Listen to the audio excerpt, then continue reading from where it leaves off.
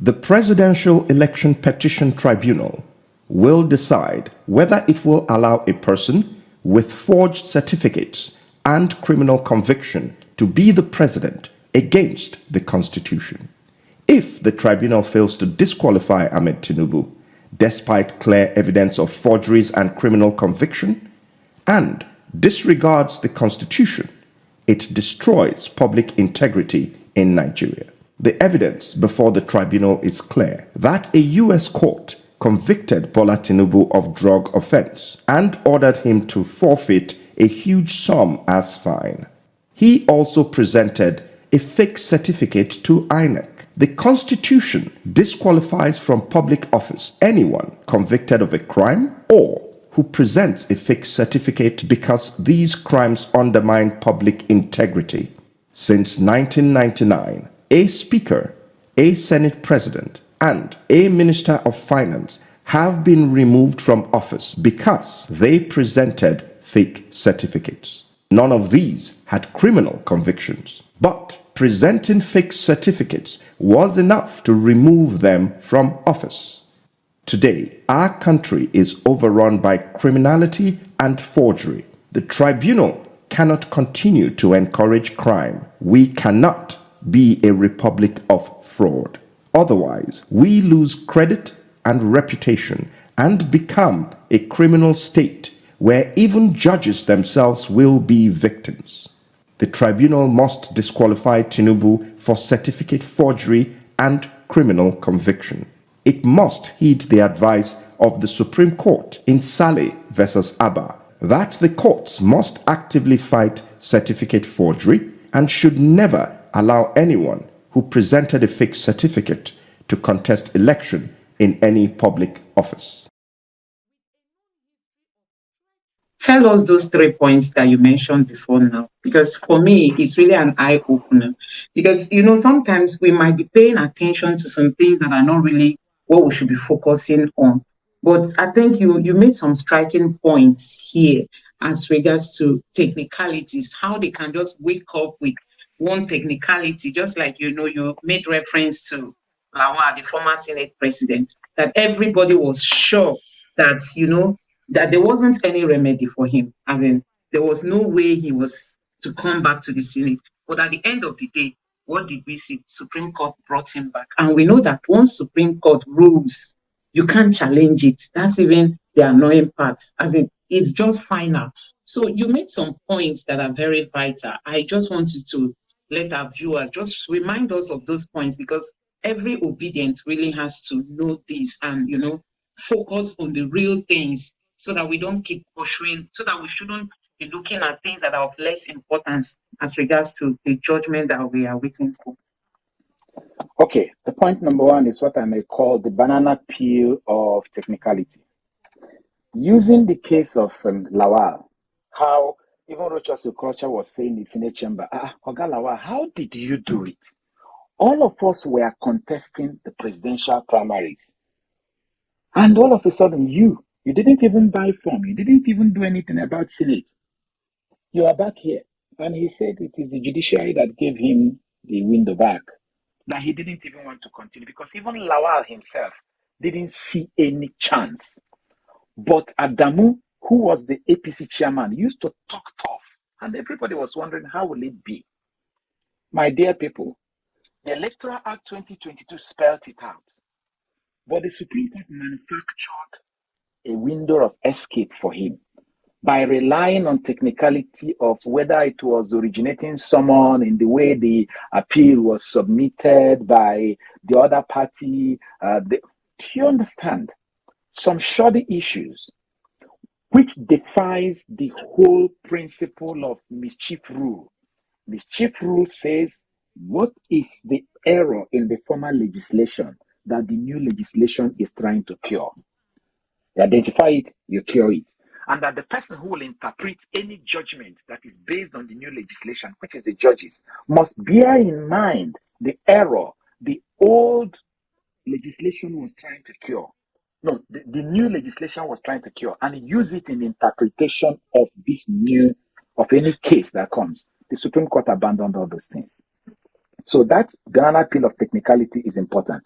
And I read an article that was where a former Supreme Court judge in Nigeria, Justice Ogebe, where he was lamenting, where he was disappointed at how his fellow Supreme Court judges has derailed our electoral process in the case of that Adam, is it Adam? No, Lawal, in that case. That was the Supreme Court. And that sparked my curiosity that these men might just wake up and find one technicality like that and boom, they go their way. And Nigerians are bleeding. And it can happen because, secondly, I was saying, the second point I raised was, what if the man whom we see today, who is Sorry, you said we shouldn't pay much attention to the tribunal instead. I said we shouldn't pay much attention to whatever the outcome of this appeal court will be, because at the end of it all, they are not the judges who is holding our fate. The judges that is holding the fate of Nigeria are those men in the Supreme Court chambers. These people are just preparing. They can wake up and trash everything, just like in the case of Lawal.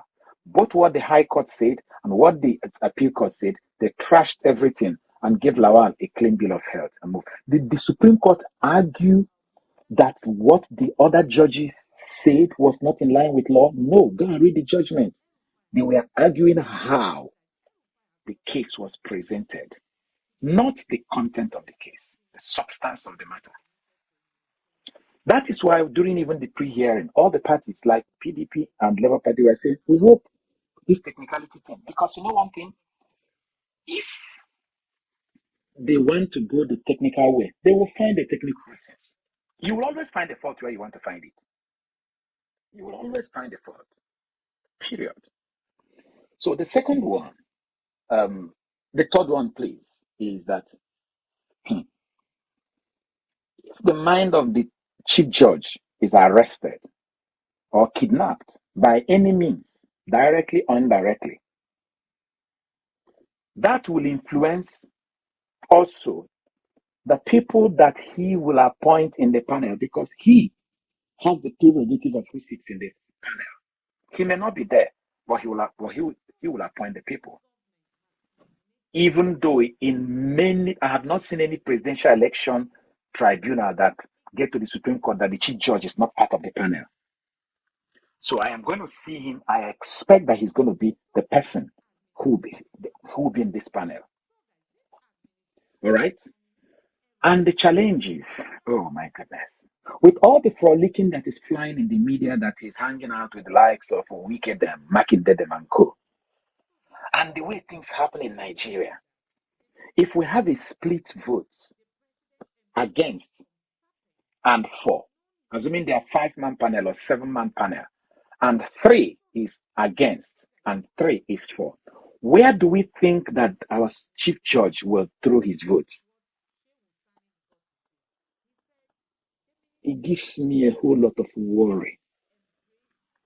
It gives me a whole lot of worry, especially when I sit down and I begin to remember all those rumors, all those stories about going to London in a wheelchair and by receiving food in the hotel through Uber Eats.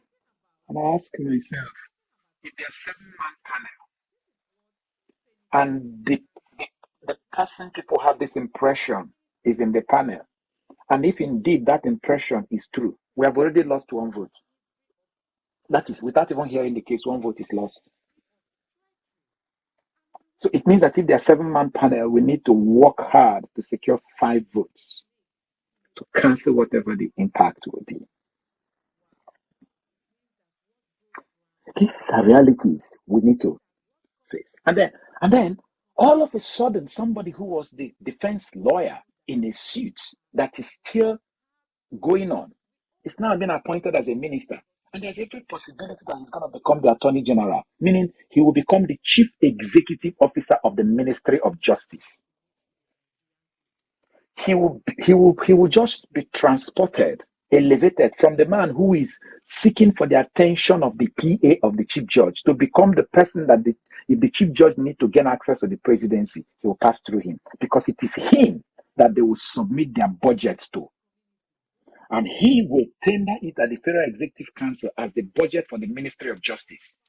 He is the person who will go to the Senate to defend the budget for the Ministry of Justice. Oh my goodness.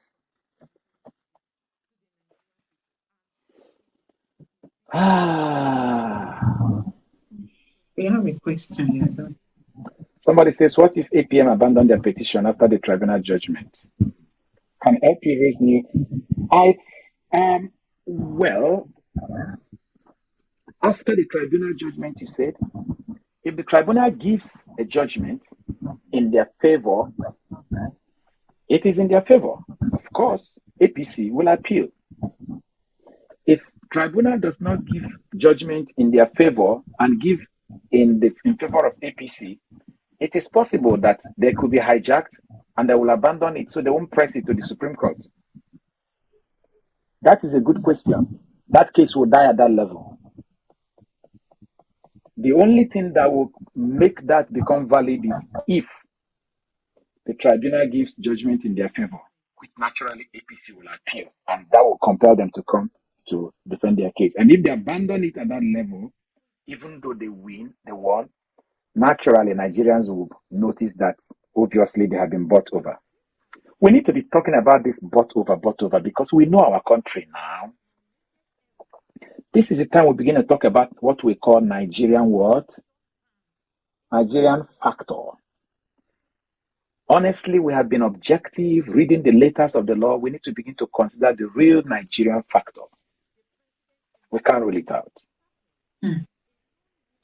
So thank you very much. I have a question. Sure, bring your question. Okay, since to a very large extent, Labour Party and Peter Obi have been able to present their evidence to the courts that they won the 2023 presidential election, and we know that 100% of it all now depends on the courts to give their judgment.